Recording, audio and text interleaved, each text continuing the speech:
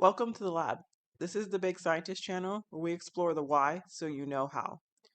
In honor of Black History Month, we are baking up some delicious treats that I personally grew up with and are popular in the African American community. So today we'll be diving into the why behind delicious, sweet, melt in your mouth caramel cake so you know how to whip up this cake in your own kitchen. Make sure to subscribe and hit that notification bell to stay up to date on all the delicious science. Now let's get into it. So the first thing we're going to do is brown some butter. This is going to be a brown butter caramel cake. Now you don't have to brown your butter, but I find that it adds a nice depth to the cake itself. So I like to brown my butter for my caramel cake. And I do have another video on how to brown butter in our Baking Basics series, so please go ahead and check that out for details and the science behind how to brown your butter. So we need this butter to be solid in order to cream it. So we're going to go ahead and do this first and then let it cool so it can be solid enough for us to cream later.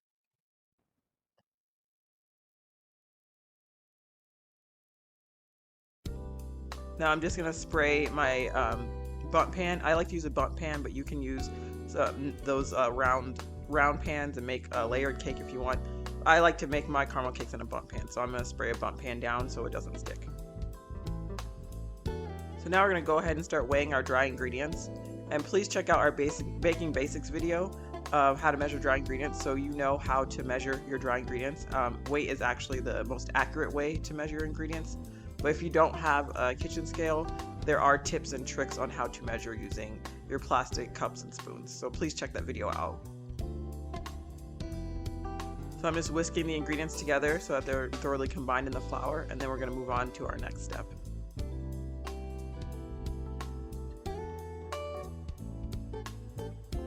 So now, as you can see, the brown butter has set up. It's solid, a little more solid. It's not super hard, but it's solid enough where we can cream it. So I'm going to go ahead and just dump it into this mixing bowl because I'm going to use my stand mixer to mix this, as this does make quite a bit of batter. And I don't have a regular bowl big enough, and it is easier to cream with a mixer or a hand mixer or something, because you will get a good arm workout if you do this by hand. You can, but it's pretty tedious. And make sure to scrape out all the brown bits from the butter. That's the good stuff. So now we're going to add our butter to our stand mixer with a paddle attachment, and we're going to whip it so we can start creaming our butter. And now let's kind of go into understanding why we're creaming butter for our cake. So for most cake recipes, you will always be creaming your butter with your sugar, and the reason behind this is it's all based in science. So when you cream your butter with your sugar, the sugar is actually acting to aerate the butter. So the sugar granules will poke little holes in the butter, so you get a lot of air. There's a lot of pockets for air to fill in your cake when your cake is baking. When you begin the process of creaming your butter, you'll actually see that your butter will become lighter and fluffier in texture. So it'll actually change color. It'll get a lot lighter, and it'll almost like double in volume. It'll be really light and fluffy looking. And I just added my sugar, so we're going to go ahead and start creaming the sugar with the butter. And so, like I was mentioned before, this creaming process here, it actually helps to aerate the butter so that when the cake is baking, the CO2 that is released from our leavening agent is captured in the air pockets that's created by the creaming process. And this provides the cake with a lighter, fluffier texture, so it's not dense or just kind of flat, if you will. Because cakes don't have a lot of gluten in them, because it's not a bread, you need that extra air pockets to capture the CO2 so you can get that lighter, fluffier texture without a whole lot of gluten development. You also want to make sure you're scraping down your bowl throughout the whole process of mixing the cake up. You don't want any areas of unmixed ingredients, so I'm just scraping down my bowl right now to make sure that all of our butter and sugar is creamed thoroughly together before we start adding our other ingredients. I would like to take a minute just to say, if you are enjoying the content that we're producing on this channel and learning the science behind your favorite baked goods and food items, and understanding what's happening so you can apply that to your own baking and cooking and even create your own recipes at some point, please go ahead and subscribe and hit that notification bell so you can stay up to date on all the science and we can continue creating this amazing content.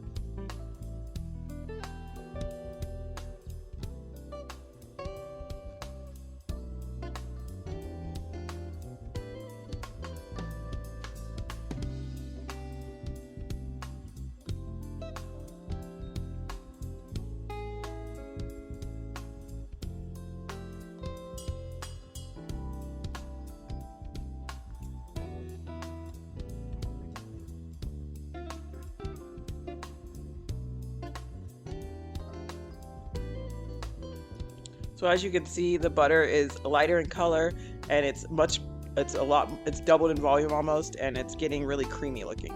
This is exactly what we want. This is the creamed butter and sugar.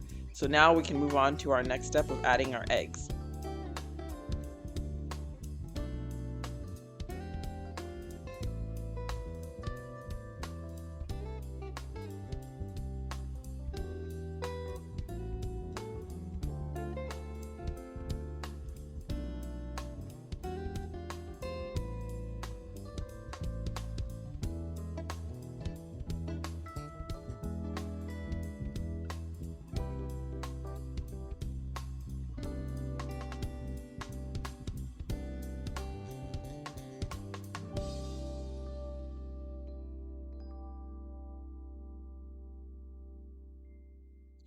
So now let's talk about some egg science. Now, eggs are an amazing ingredient to use in all of your baking and cooking. If you haven't already, check out our scrambled egg video for some egg science. But for our cake purposes, eggs actually act like an emulsifying agent in your cakes. Now, emulsifying means that this ingredient is able to pull together the water and the oil, which usually repel each other, and pull them together so that they stay in solution and form one homogeneous mixture. And this is important because you don't want your cake separating and you want all your ingredients to work together. So the way eggs do this is egg yolks actually contain amino acids or proteins that are both hydrophobic, they don't like water, and hydrophilic, they like water. So they can repel and attract. So when you mix your eggs with something like this butter, which is a fat and typically doesn't like water, you're able to give that butter properties where it can actually hold on to any liquids that are coming in and pull them into one solution, so you have your cake batter. And this is important because for cake we're going to be adding liquids to it so that we actually can have our a moist cake. We don't want a dry cake. And butter, especially since we've browned this butter, it doesn't have any water really in it, so we need to add that water back in order to keep our cake moist. And the eggs are exactly what's going to help do this. So you want to add your eggs one at a time, just so that they mix thoroughly into the solution, into the butter. And you want to also scrape down your bowl to make sure you're not missing any bits. So just make sure all your eggs are incorporated before you start on to the next step, which is our flour or dry mix.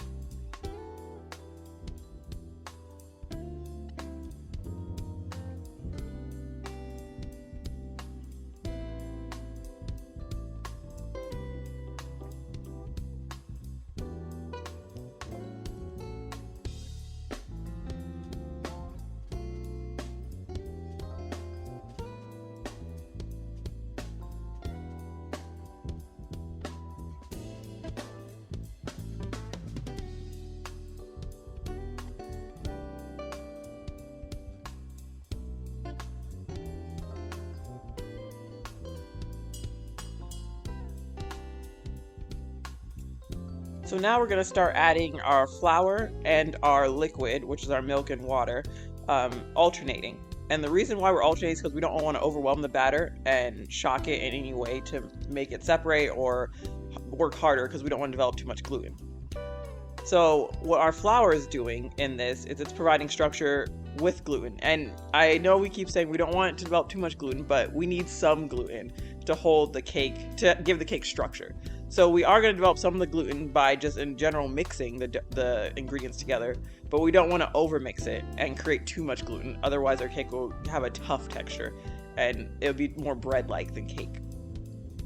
And with our flour, we also added in a leavening agent, the baking powder. And now we do have another video, our sugar cookie video, which details the science behind this specific leavening agent. But in general, this leavening agent will provide the CO2 that our aerated butter will be capturing, and the gluten structure that we're developing with adding the flour will also be capturing to give our cake the lighter, airier texture that's going to have by those pockets of CO2 when it starts baking. And as I mentioned, we're going to be alternating liquid and flour. You want to make sure you start with your flour and end with your flour. This is just because you want to make sure the flour is absorbing the water. You don't want it to be too liquidy, so you just want to alternate between the two. And our liquid here is our milk, and with the added water for the water loss from the brown butter. As I mentioned previously, the liquid, the milk, and the water is providing moisture to the cake, so it's not dry. Because we browned our butter, we did drive off all of the water in the butter. So we do need to make sure we're adding in enough liquid to this recipe to make sure that it's not going to be dry. And I've already accounted for that in the ingredients list. But if you are to use brown butter in any other recipes that don't call for brown butter, you just want to make something your own, make sure you're accounting for that water loss from your butter. So make sure you also are continuing to scrape down the bowl throughout this. Again, you don't want any pockets of unmixed ingredients. You want your cake to be fully mixed and ready to go when it's time to hit the baking pan.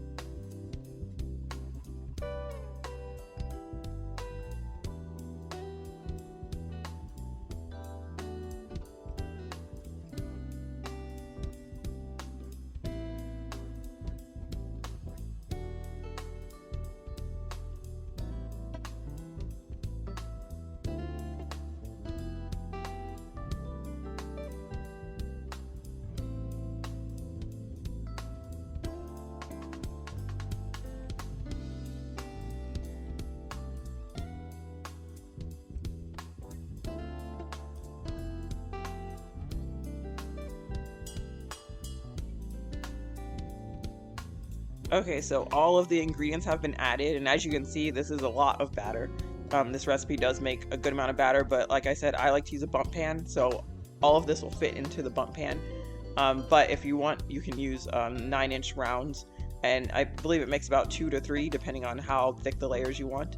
So you can also make yourself a layered cake, but I do like to use a bump pan for my caramel cake. So I'm just gonna go ahead and make sure everything's incorporated one last time. Again, don't overmix, and then we're gonna go ahead and get this into our greased bump pan.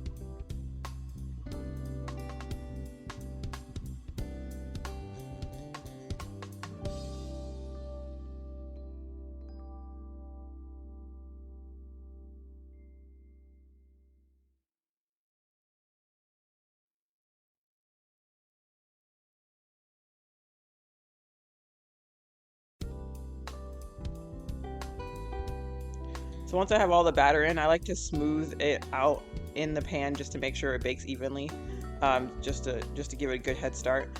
And then I also like to tap the pan on the counter a few times just to make sure there's no air pockets. As if there's a big air pocket just from you pouring the batter in, you can get like the too much accumulation there, and it'll be hollow. You don't want hollow portions in your cake. You want a nice crumb throughout the cake. So I just like to tap it down just in case.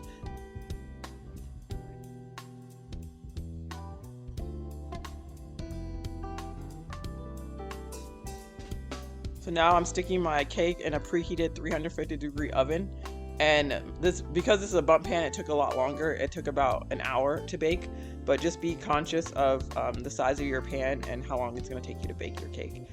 You know it's done when you insert a toothpick in the middle and it comes out clean.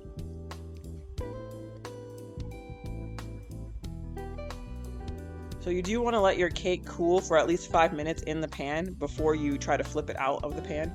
So my cake's been cooling for about 5 minutes, so now I'm going to go ahead and flip it over so that it can continue to cool before I start frosting it.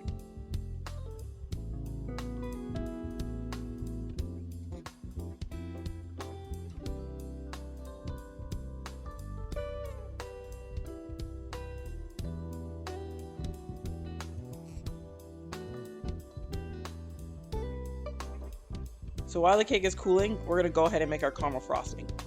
So the caramel frosting starts with the caramel sauce. And I do have a video on how to make caramel sauce, but this is a little bit different because it's a frosting and we're using brown butter.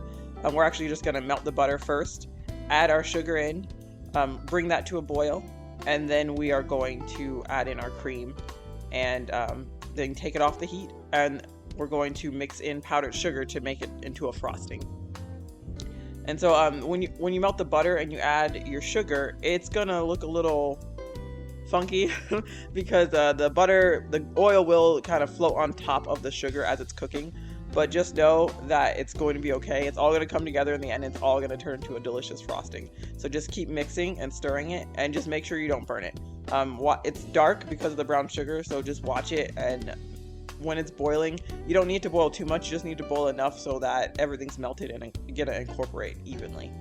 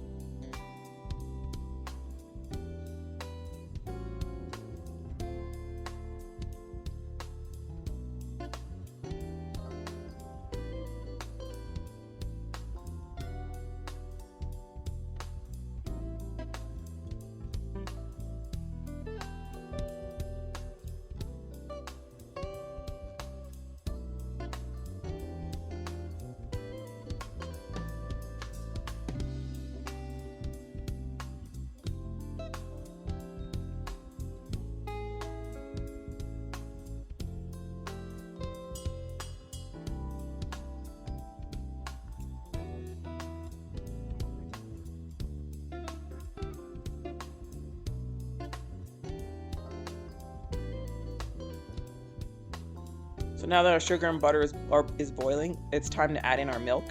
And I highly suggest adding the milk slowly because this will bubble up, and also warming up your milk a little bit because that'll help with the degree of how much it bubbles up.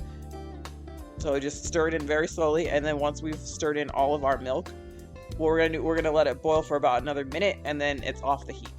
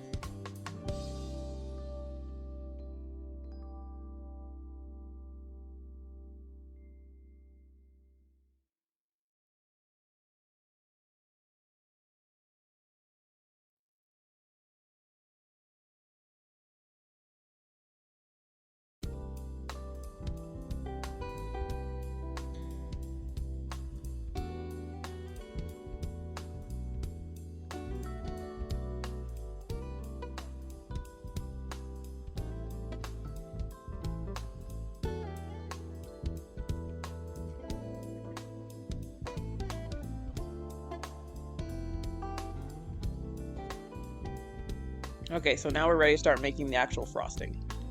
So I'm going to do this in my stand mixer, but you can do this by hand. I've done it by hand many times. I just find I get a smoother frosting when I do it with the hand mixer or the stand mixer versus with the whisk by hand. So I'm just adding the caramel sauce to the bowl, and then we're going to slowly add in our powdered sugar and beat it with our whisk until we get the thickness that we want for our frosting. And 2 cups of powdered sugar is suggested in the recipe, but again, if the frosting isn't the thickness that you want, you can definitely add more. Just be conscious that this isn't a normal like buttercream frosting. This is caramel, so it is going to set when it cools off. When it starts getting cooler, it's going to get harder. So don't put too much, otherwise you will end up with a thick, hard layer of frosting. You want it to still be kind of pliable. So just be conscious of that, but add as much or as little as you want. Just be conscious of that. This isn't buttercream. It's a caramel.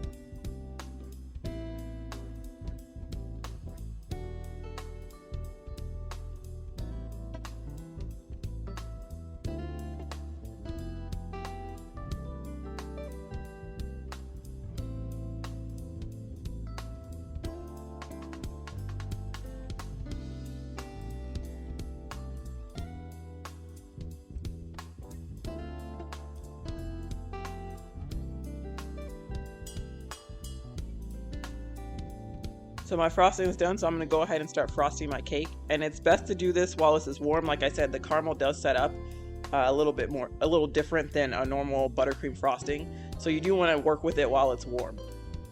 And if the cake is still a little warm, that also helps with maneuvering the frosting around.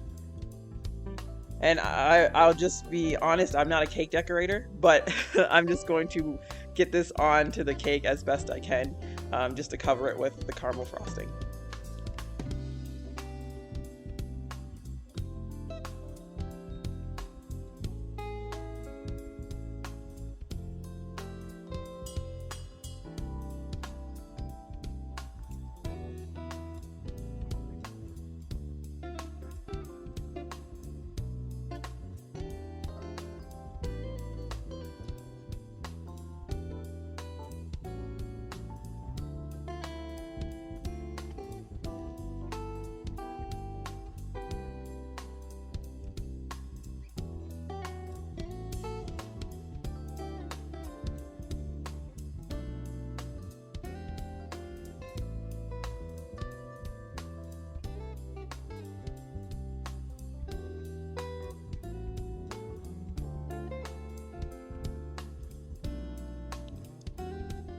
So something special I like to add on to my caramel cakes that is just a little bit of an addition is caramel sauce. And I do, like I said, we do have a video on how to make caramel sauce, and it's on our page now, so please check that out.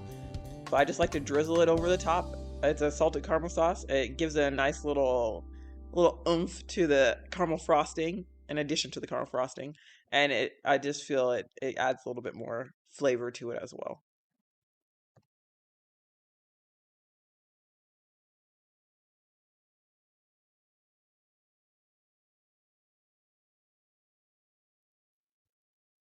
And here it is, the final result. A sweet, moist, delicious, amazing caramel cake.